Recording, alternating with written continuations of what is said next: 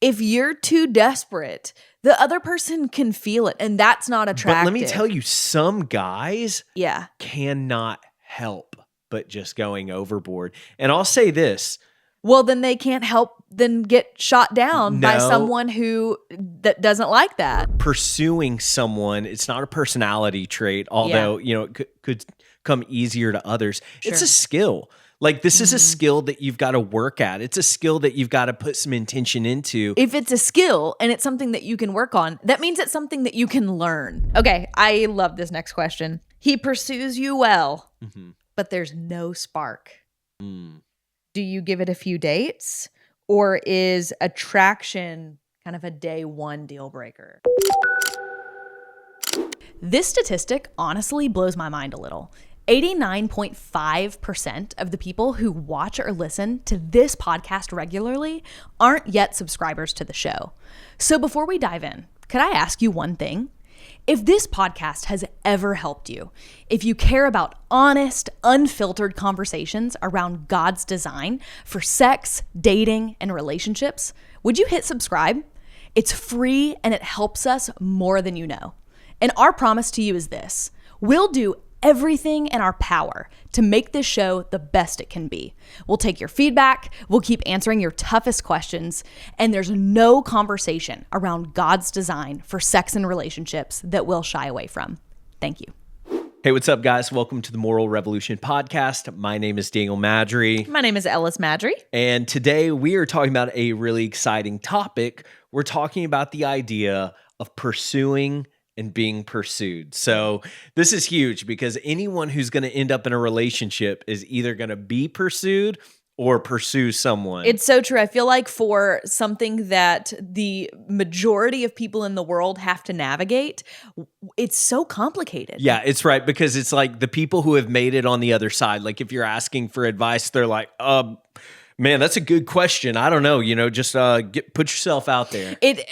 You know what? You hit on something super interesting, because I feel like once you get married, it feels so much simpler than it does when you're single. When you're single, you're like, this could not be more complicated. Well, it's funny because when you look at it in hindsight, you see the end result, which is me and you. But whenever you're single, you're considering like, oh, does this person like someone else? Do I like someone else? Do I like where they're going in their life? So Totally. It's so much more than just how do I pursue or be pursued? And it's like, is this the person? Yeah, you're right. Yeah, so it's definitely is multifaceted. Huge question mark there. I think it's also worth saying just out the gate that whether you are the person pursuing or whether you're the person being pursued, both are active processes. Right. I think there's almost this idea that being pursued is very passive, like I'm just going to wait for someone to pursue me and just be along for the ride. And I think the reality is if we're going into a healthy, Christ-centered marriage where we're connected and thriving, both people are taking an active stance in the pursuit process. I think it's also easy to look at people who are in relationships or who have maybe navigated dating with ease and think like, they just have it. I don't have it. But I think what we need to establish is that pursuing someone, it's not a personality trait, although, it could come easier to others. Sure. It's a skill. Like, this is a skill that you've got to work at. It's a skill that you've got to put some intention into. And kind of like what you were saying earlier, if you're being pursued, and that's an active part of the dating process, that's also a skill. Okay, but here's the deal. If it's a skill and it's something that you can work on, that means it's something that you can learn. So I feel like that's something that the person who's listening to this can take away some hope out the gate, which is, okay, I'm really bad at pursuit, or all of my pursuits to this point have landed in failure. You know what? This is a skill. I can learn this. I can improve on this. And at some point, I'm going to have some success here. Absolutely. So let's talk about pursuit. Really, whenever we're talking about pursuit, it is I am intentionally moving towards someone with the intention of wanting to date them. I'm not playing games. I'm being clear in my communication. I'm showing up ready. I'm not, I'm not breadcrumbing indefinitely. Sure. I'm not dragging this thing out forever. And I'm not being led by fear, Oh, but I'm being led by vision, saying, this is who I want. This is what I want to do. This is my clear intentions. And now I'm going to go after it. Okay, so then let's talk about the flip side, because if that is, how you would define pursuit, we have to define being pursued. And I would say that the active stance of being pursued is receiving the pursuit with a warmth, with an openness, with an attitude that says, I'm here, I'm available, I'm open to this. And I would also say successfully being pursued is kind of threading this needle of, I'm not going to disappear into passivity, but I'm also not going to do all the work for the pursuer. So it's kind of like, I'm here to receive, I'm here to show up and be open and, open and interested. And also I'm going to ride this line of, I'm not disappearing, but I am being pursued by someone. Yeah, absolutely. And let's talk about why this is important. First off, it's important if you want to get married. So if marriage is the goal, like you eventually want to be in a married relationship, then it's a skill you need to sharpen, hone, lean into. But the other thing that I think many people don't consider is the way you date really is the runway for the way you will be married. 100%. And if you want to have a great marriage, it takes a lot of intentionality. It takes a lot of pursuit. It takes a lot of being pursued. Well, like pursuit doesn't just end at the altar. No, absolutely. Well, if it does, your relationship will begin to deteriorate at the altar. So this is that would be awful. And that's why all movies end, and because Hollywood is not good at the ongoing pursuit. Yeah, absolutely. For sure. And so we've got to make sure that the tools we're developing now are tools that are going to carry us into the next season and serve us for a lifetime. Yeah. So it's not just a one and done, like, let me see, like, how do I talk to girls, or how do I make myself available to guys, or anything like that. Sure. It is, hey, let's talk about connection with the opposite sex and leaning into how do we make relationships work. Okay. Let me ask you this. What do you think is one of like the biggest challenges, like why for men with pursuit? I think there's a little fear around it. Like, okay, I think, how do you say this? I mean, everyone's always got their eyes on someone who is in their mind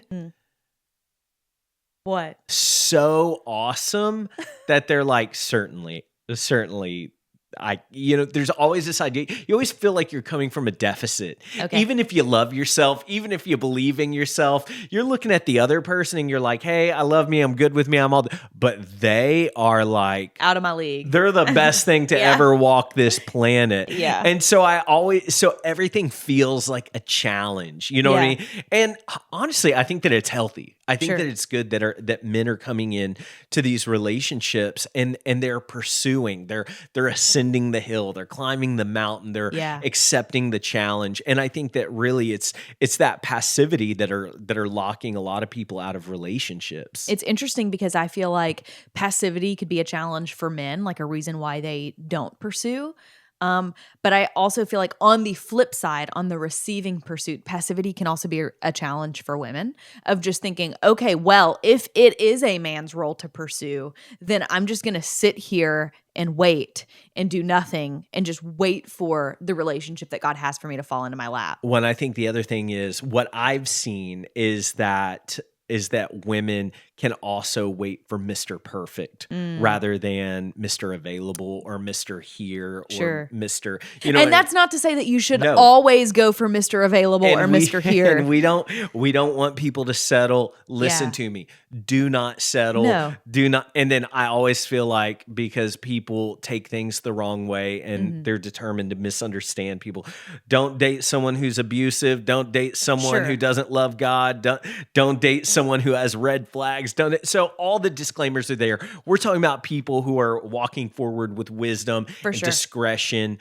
I think what I have seen is because there's a picture in our mind of who we think or maybe who we want to pursue us. For sure. If that, speaking from a women's perspective, if the guy doesn't match what I had in my mind, then it's a non-starter. And we've got to absolutely uproot that, because Yeah. we've seen so many relationships who, whenever a girl does take an active position of being pursued and they open themselves up, they put in the work, they go on the dates, all of a sudden their mind is open and they're like, wait a second. I actually do really like this guy. Right. Like, I have a lot of fun with him. Yeah. Like, he has a lot of the values that I value. And I didn't necessarily know that from the outside. Yeah, I didn't see it before. Yeah, absolutely. And I wouldn't have seen it unless I had given it a chance. Yeah, I think, you've got the pendulum over here of, passivity, but then the pendulum swings. And on the other end of that, you've got, and I'm specifically talking about the person who's being pursued. Right. So you've got, just waiting forever, thinking it's going to fall into your lap, never, taking the bull by the horns and going for it. The other side of that pendulum, or the way that it swings, is doing all the work for the pursuer. Yeah. Because and maybe it's out of fear. Maybe it's out of like I want control, because you try to control things when you're afraid. And it's, fear of, this is never going to happen for me. I better just make it happen and muscle this through. And so, that's why you've kind of got two opposite ends of the spectrum. And I think the healthiest active stance in being pursued is right down the middle. Right. Absolutely. Well, let's do this. Let's open up the conversation. We want to talk about, I'm gonna lead this from a men's perspective. Okay. And I want to get your reactions Yeah, on it. because see you what brought think. 5 things. You brought 5 things, right? I'm gonna bring 5 things on how to pursue. Okay. And I want to know from a woman's perspective, what do you think about Okay, this? then I'll bring my 5 things. Okay. So number 1 is be clear, not clever. Men need to pursue being clear, not clever. Ask her out on a date, have a day, have a plan. And be clear of, can I take you to dinner on Thursday? Right. How does Thursday night work? Rather than hey, we should hang out sometime. Right. Because the hangout sometime is like, what is that? What even? Who are you hanging out? Are you hanging out with everybody, or are you just trying to hang out with me? It's a starter. Yeah. So you know what? Some of us need a little starter place, but you're saying don't go that route. You're saying be clear. I'm saying this as I've seen them both work. And I will say this, if you have hung out sometime with this girl before, then you need to go on a date Thursday. So I'm not going to completely... Thursday is date day. Yeah, Thursday is date night. Mark it on the calendar. Absolutely. Yeah. You don't have plans Thursday? Now you do. Look at that. So I would say this, don't perpetually lean into the can we hang out sometime, although it's a great way to kind of test the water, like rip the Band-Aid off. Break the ice. But at the end of that, it needs to be, what are you doing next Thursday? Okay. And go actually into the date. So number 1, I think be clear, not clever or on the edge. Sorry, I didn't mean to interrupt you, but I did.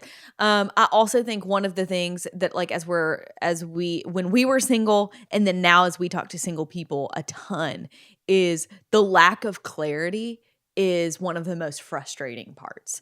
And so I think what you said about, just out the gate, let's be clear, is probably going to put you heads and shoulders above anyone else. And it's going to help you in your marriage too. So clarity and communication is always going to win. Yep. Number 2, lead the plan. Don't outsource it. So what do we mean by that? Have a plan. Don't make her carry the mental load of what you guys should do. Like, really take initiative to be like, hey, this is, and I think largely women will love this, especially if you've done a little bit of research. Sure. Not me making you tell me what you want to do, but me being observant enough and inquisitive enough to understand, maybe in that coffee or in our social circles, of knowing, I know exactly what this girl will love, and I'm going to do the legwork. It's funny that you say this, because I remember, I don't know, earlier this year, we did an episode where we interviewed single women, and they caught some heat on this episode. And one of the things that they really caught heat about is 1 or 2 of them were like, whatever you do when you're planning a date, don't take me for a walk. You know what I mean? Or like, don't take me to coffee. And then there was someone else who like disagreed with the coffee thing. And what they had said was, you need to spend money on me. what they meant Yes. was I want some effort put into this. Yeah. Like, I don't want you to just mail it in and be like, we're going to take a lap around this place and, whatever. It was almost like I want to feel Pursued. I want to feel pursued. Yeah, absolutely. And so that's exactly what you're speaking to is, and you know what? You can pursue someone with no money. No money. I think it has more to do with the effort and what you said at the beginning, the mental load. Yeah. Just go there in your brain of like, what would, if I brought this person to this place and we were going to do this thing, what would cause her to feel cared for or seen or known? That is at the heart of pursuit. Let me ask you this real quick, and then we'll move on. How do you balance intentional pursuit with keeping things light and low stakes? You know what I mean? Because I think something that could be call it a red flag. It's not really a red flag, but something that could scare a girl off is if I feel like you're trying too hard. Yeah. Well, it almost is like, be cool about it. I don't. You're right. It's a taste thing. It is. And you can tell when someone's when they're doing too much. Mm-hmm. Does that make sense? It's like it's something between I want to treat you well and I have something to prove. You know 100%. What I mean? Yeah. It almost is it's a desperation thing. If you're too desperate, the other person can feel it, and that's not attractive. But let me tell you, some guys cannot help but just going overboard. And I'll say this.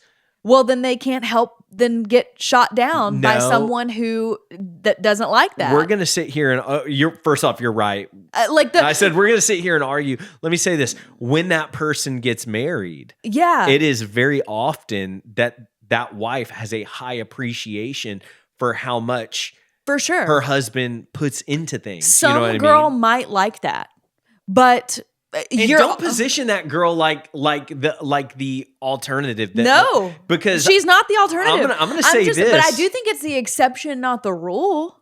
Because you're right, it can be scary for women. Yeah, and I think that's the thing is women actually do like that. They don't like it too soon, though. There is a difference between intentionality and desperation. Yeah, there just is, and I do think that. How do you think a woman in her feminine intuition has a like just a little alarm bell that goes off when someone has crossed the threshold from I'm being intentional to I'm desperate? Okay, how does a man learn to have that pulse within himself if he's lying to himself? Like, man, I'm not desperate. I'm just like, I want to treat this girl right. But he's like going way overboard. Well, if he's lying to himself, what can you do? But that's what I'm saying. If he's listening to this podcast and he's like, shine some light.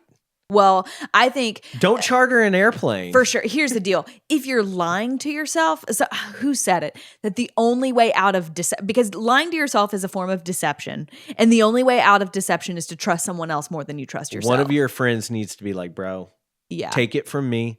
Just pull back a little bit. For sure. I know you're feeling a lot. I know you're excited. Pull back a little bit. Yeah. I think you need to be able to, and don't wait until your friends tells you. Maybe if you've struck out one too many times and you're going, what's the deal? I'm putting all this effort in X, Y, and Z. You need to go invite some feedback. Read the data, if nothing else. Totally. Let's move on. Number 3 is move at the pace that respects her. And I think that one's important because sometimes guys lock in on something. And when they're pursuing it, it's at a breakneck speed. But you have to understand that there needs to be tact in the approach. And she is not in the same mental place that you've been, the headspace rather. I get red flags when people go too far too soon in friendship. Yeah.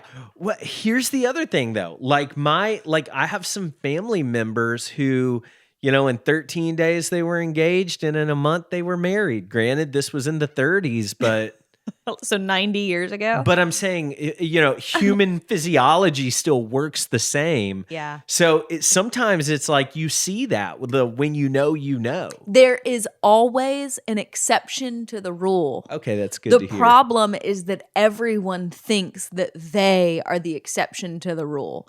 And the reality is there's a rule for a reason. And that's because most people in most situations are the rule. Mm-hmm. And so I think you need to operate as if you're the rule until you have definitive proof that you are the exception.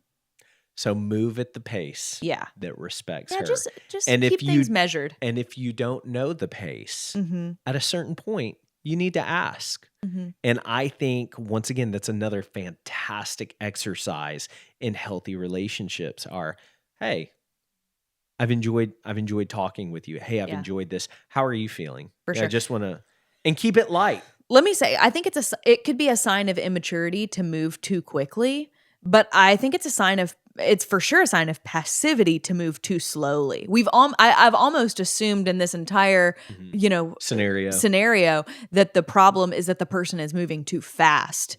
But there's a scenario where the person is moving too slow as well. Like, I think if you've gone out a few times, if you have, if you're towing the line between I'm out here giving signals that I'm interested in you, I'm talking to you a lot, I'm texting you. Yeah, we're texting all the time. Then you need to step up and be take it back to number one, be clear. I was like, if you're not willing to like move forward into a relationship, you at least need to give her some expectation of why you're moving at the pace you are, and maybe when you would have the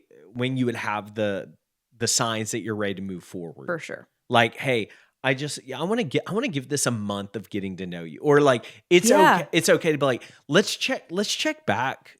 Create an appropriate expectation, Absolutely. but she shouldn't be questioning where you are. No, that doesn't help anyone. Number 4, bring it into the light. What do I mean by that? A man who is pursuing a woman with intention is not hiding her. He's not keeping his options open. He's not embarrassed of her. He's not. I mean, and at the same time, don't post a picture about. You know what I mean? We don't have to. There's a line between privacy and secrecy. Yeah. Yeah.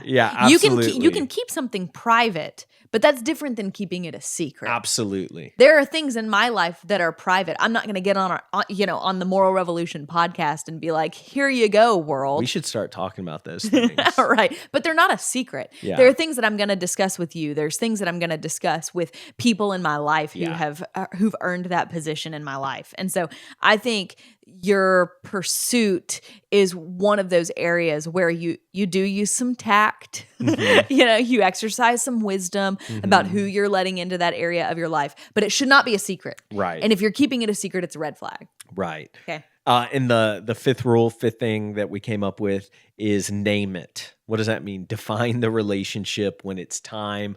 Don't leave her guessing. Where is this going? Name the relationship whenever it's time. Yeah, that's good. That's really good. I don't have any. You like that? I have no commentary I'm like, there. okay, let's go. Yeah, no, I have no commentary there. Define the relationship. I think I'm a huge proponent of that. Are you ready for my 5? Let's go. Okay. These are my 5 steps to being pursued well. So you talked about it from the pursuit perspective. I'm talking about it from the receiving pursuit, being pursued well. Okay. The first is if this is someone that you're interested in, give the green light. Yes. You know what I mean? Like, he should not be questioning, I don't know, is she interested? Is she not? Like, you know what? There's a weird game that happens. Yes, stop playing the game. And it is, if I really like this person, I've got to really act like I don't. It's so stupid. Right? Yeah. And so and you know what? And don't throw yourself at the other person. But I think I think it is smart to be in a posture of openness.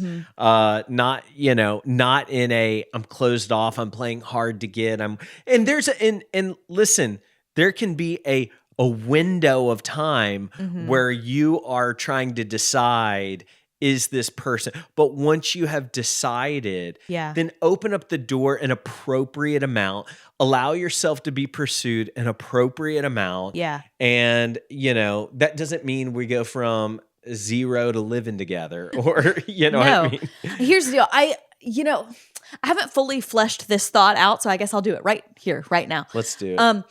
There is a certain openness or warmth that comes with femininity that a woman can lean into that I think signals to a man, hey, I'm open to your pursuit. Yeah. It's not saying stop. No. It doesn't communicate I'm uncomfortable and stop. We were teaching on this recently, and I remember there was a girl who asked a question, and the root of her question was basically, why am I not being pursued? And I remember we kind of boiled it down to she wasn't giving any signals to anyone that she was interested in, that she was remotely interested. Yeah. Like, I'm like, you know what, sister? Lean into your God-given warmth and femininity. Make some eye contact, smile, like hold his gaze a little longer. You know what I mean? Like, you can lean into this kind of maybe nurturing is the wrong demeanor that I'm thinking of, but just this. It's a type of connection. It is a type of connection that I think a woman has specifically that can signal to a guy, I'm interested in you. And if you opened this door, I would be open to it. Yeah, I agree. You cannot be ice cold. It's so funny because we've all heard these stories where a girl is just like stoic. Yeah. But she's interested in a guy. And it's like, wait a second, I literally thought you hated him. Yeah. So yeah, it's so true. I think that's good, kind of having that warmth. Okay. Number 2, you ready? Yeah. Keep your life full. Yeah. I think that, if we're trying to thread this needle between being way too passive or way too trying to control the pursuit, I think someone who is threading that needle well has a life that they're building, that they're proud of, that they're saying, you know what, when the right person comes along and does start pursuing me, they're going to be added into a very full life. There's going to be some scheduling conflicts, and that's a good thing. Yeah. Like, I've got stuff going on. Yeah. I'm active. I've got people who know me and love me and care about me. I'm connected in these areas. I'm doing these things. Yeah. And, in a relationship is just going to be added to a full life rather than this relationship is going to become everything. I think you're 100% right. And I would also say it's probably a turnoff.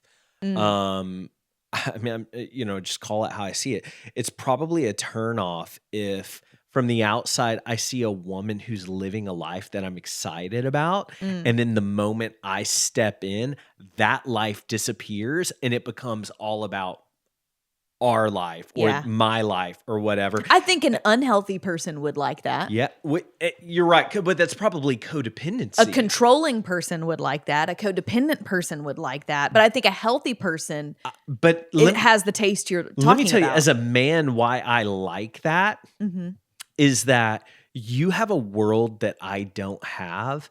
And whenever both of us have full lives and we come together, our worlds get bigger, not smaller. And I feel like that's really important in relationships. Does your world get bigger in this relationship or does it get smaller? Yeah, because if it gets smaller, that's probably a sign of unhealth, meaning he's disconnecting from his relationships. For sure. She's disconnecting from his and from hers. And it now turns into, what are we doing today? And I'm telling you, that is maybe euphoric for a little while.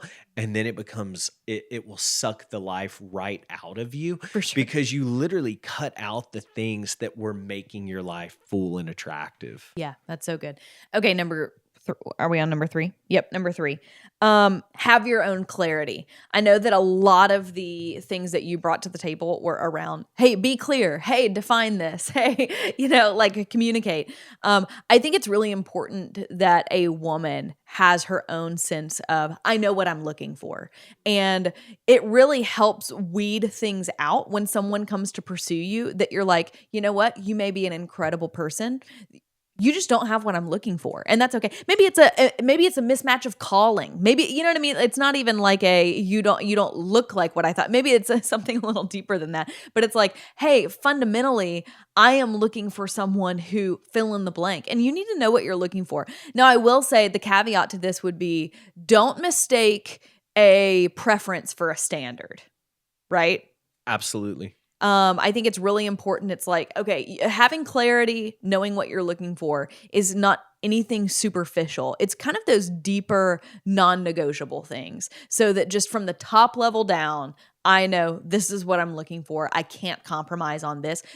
There's actually though I think you should, there's a lot less of those than people make it seem. Yeah, I mean, we can talk about some of the non-negotiables, right? Like, are we both, Bible-believing Christians? Yeah. Are we in agreement on?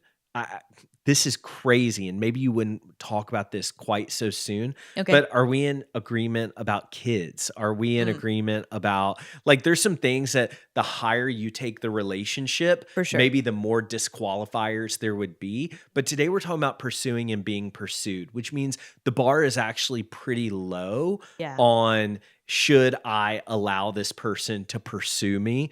Or should I pursue this person?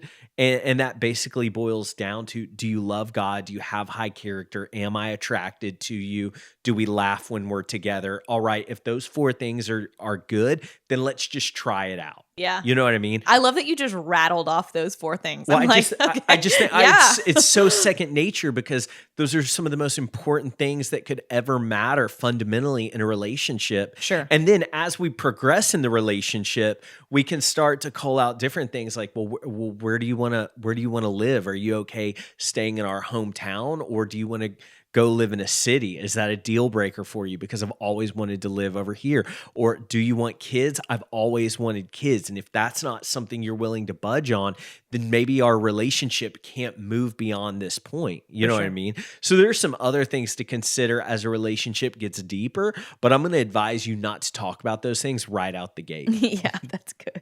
We should do a follow-up episode on when to have certain conversations. Absolutely. That would be a good conversation. Yeah, it would be so good. Okay.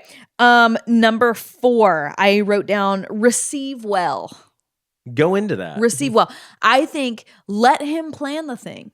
Oh yeah. Let him plan it. Let him figure out what it looks like to pursue. And then I would also say, which I think is in line with what you're saying, is also celebrate what the pursuit. Yes. Where if he's going, out of his way to really do something special or treat you in a way that's meaningful and significant, then I think it goes a long way for you to celebrate what he's done and letting you know that you see him. Yeah. If nothing else, don't overdo it, but you can respond in a way that was like, wow, that was really thoughtful of you to do that. 100%. And we even, we talked about this at the beginning of the episode about how pursuit doesn't end right at the altar, and how it, continues through marriage. And you and me have been in a season where we just had our first kid, and you have taken on, I'm taking care of this kid and you're taking care of everything else.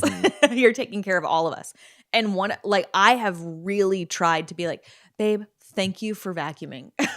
Thank you for doing the dishes. Thank you for mopping the floors. I was about to say vacuuming is easy. Yeah. He did mop our entire house yesterday, and I didn't ask him to do all it. 3 levels. All 3. We live in a townhouse. Yeah, we do.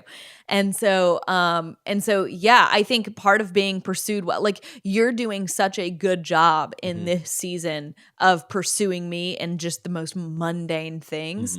And I am really trying to be like, thank you. Yeah. I noticed that you did that, and I really appreciate it. And I get to celebrate the things that you're doing well. Like, hey, you're being a really good mom. Like our baby is gaining weight. He's doing all the things healthy babies are doing, and that's because of you. Yeah. Yeah. So practice. This was us putting this into practice right here. Practice in dating what you want to grow in relationships. Yeah, so good. And then the last thing that I have written down is stay engaged. Don't go quiet. My goodness. If he is coming after you, if he's pursuing, don't just Everyone deserves clarity. Everyone deserves clarity. Don't go quiet. Don't like if you're not into it, you let them know that you're not into it. And I think the delicate part of this is how deep into a relationship do you need to be before you communicate that? Like I had one time where me and this girl got coffee together, and we had been kind of chatting up to the coffee. Sure. We got coffee. It was fine. Yeah. But then neither one of us followed up. I think in that it was like a mutually understood thing. We are not into this. I think we both just knew, like, you know what, you're cool, I'm cool, we're not cool together. Yeah, totally. And so I think you need to have a pulse on how far have I taken this relationship, Sure. whether it's official or not, but how far have I taken this relationship and how much communication does that warrant? Okay. You know what I mean? Yeah, that makes complete sense. I love it. Yeah, I think it's kind of funny because you brought 5 things and I brought 5 things. And I think at the heart of every single thing is clarity. Yeah, it's the same 5 things. It's the same one thing. That's it's true. just, oh my goodness, like bring clarity to the table. We did have some listener questions around this topic. And I have not read these, confession. Yeah, no, Daniel does it's not. It's my favorite thing ever to not read. Daniel any loves blind notes. reacting to a listener question and then saying the most unhinged thing that comes to his mind, and then me saying, "And we're gonna have to edit that out." And why don't you do a take 2? Yeah. Okay, here we go. Should a woman ever make the first move, or does that rob the man of his chance to lead? I think there's certainly exceptions. You talked about the exception, not the rule. Yeah. And I think that there are certainly cases where the relational dynamic is different. Maybe the guy is exceptionally shy, or maybe he thought he had pursued and he thought you had rejected him, but really it's the expectation of what pursuit looks like that is off balance. And that might need to cause the girl to say, "Hey, I'm going to reopen this door because I think he thinks I locked him out." Yeah. And I didn't. I actually don't think it's a bad thing for a woman to open the door. I think at some point a man has to step up and be the pursuer. So they need to be. They really need to be for you to have a healthy relational dynamic. But I don't think that means that a woman can never say, "Hey, I'm interested in you," or "Hey, I'd love to go out if you're interested in that." But I think if a woman takes on the role of a pursuer, like regularly, and she has knocked on his door multiple times, at that point, that's time for a woman to be honest with herself. Head on out. And go, "Yeah, he's not interested." Okay. Should the guy always pay, even if she out-earns him?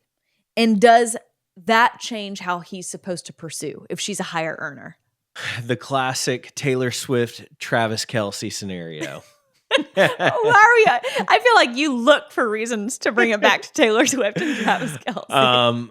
Let me say this. I do think by any means necessary, the man should pay, but that does not mean that the woman doesn't have an opportunity to... Especially for the first date. Yeah. Oh, yeah. Especially for the first date. Yeah. But that doesn't mean that the woman doesn't have an opportunity to give back. Let me say this. I think that, if there is mutual interest in the relationship and the man is sacrificing for this date to happen, I think that's a beautiful opportunity for the woman to celebrate that in response with attention, with appreciation, with things that are going to make him feel higher than any drug ever could. You know what I mean? For sure. And those things are absolutely worth the money. Yeah. Now, I think that as the relationship develops, I think and conversation of finances are evolving, and it could be this. It could be she's in her career and he's wrapping up, even if it's something super wild like med school. You know what I mean? And I'm using a high stakes scenario to say this man's gonna have a ton of money, but right now he's in school. He literally can't have a job because of clinicals or all the things associated with that kind of education. So there are scenarios where but I think that there should be open communication. But we had a friend who she was a higher earner, but he would also always take initiative to like whatever, and then she found ways to to creatively and respectfully ease the financial burden for him. I would say that finances are a huge part of relationships. So like we've already said, 100% a man should pay for a first date. I'm talking beyond that. When you're in a relationship with someone, you got to learn how to talk about finances sooner or later. Right. Because finances are one of the things that married couples fight about the most. Okay, well, let's start having some of these conversations earlier on. Yeah. And I think if she's a higher earner in your dating season, that's a fantastic reason to start having some conversations around, hey, so what are your expectations about our dates? What are your expectations about the daily rhythm of our life and how much money we're spending when we're out and about? Yeah. Do you want me to pay for dates?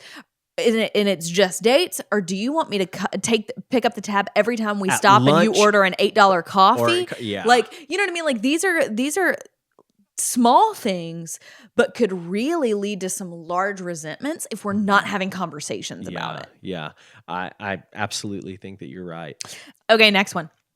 Can you pursue too hard? And where's the line between pursuing her and coming off as desperate? Yeah, I would say you can pursue too hard. It is the classic too much too soon. Yeah. And I think this one you've got to use wisdom. I think the reality is someone who's coming off too hard or doing too much too soon doesn't know it. That would be my guess. Which is an even bigger issue. Because it's probably the lack of awareness. Yeah. So I think I would say this: if I'm talking to the men, I would be like, "Hey, play it cool." If I'm talking to the women, I would be like, "Hey, maybe just understand how he's wired." Because we have a number of people in our life who we would classify as a lot. Men specifically. Yeah. Who it's like, this guy is a lot, but they're authentic.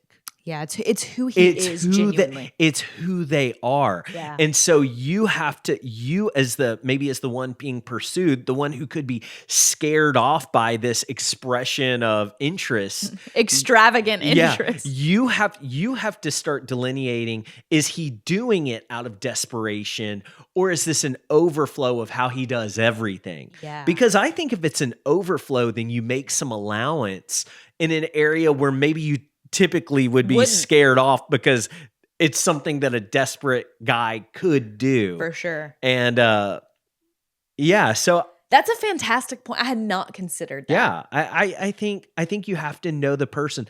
And I'm thinking of actually multiple people. And the other one that I would be thinking of, I'm like, you would just have to know him to know that this is not desperation. This is who he is. He is an extravagant person. He's like this. So he's going to pursue you extravagantly. He's like this with his friends. Yeah. With his best friends. Totally. So it's not just you. You're not that special. Again, though, maybe the exception to the rule. Yeah. I would say the exception. Yep. Totally. And if I'm a guy, if I know that even though that's authentic to me, I would still maybe tone it back a little just for the sake of like playing my odds. Yeah, 100%. Exercising wisdom and knowing I do want to get married at some point. Yeah. Yeah. Okay. I love this next question. He pursues you well, but there's no spark. Do you give it a few dates, or is attraction kind of a day one deal breaker? Well, it's definitely not a day one deal breaker. Yeah. And I definitely think that you should give it a few dates. The other thing is, I would say we've heard many stories, even on this podcast, of people who the pursuit was months and months and months. And that was months until we started going on dates. Like until we got a yes. Yes. Yeah. And so where women had just turned down men.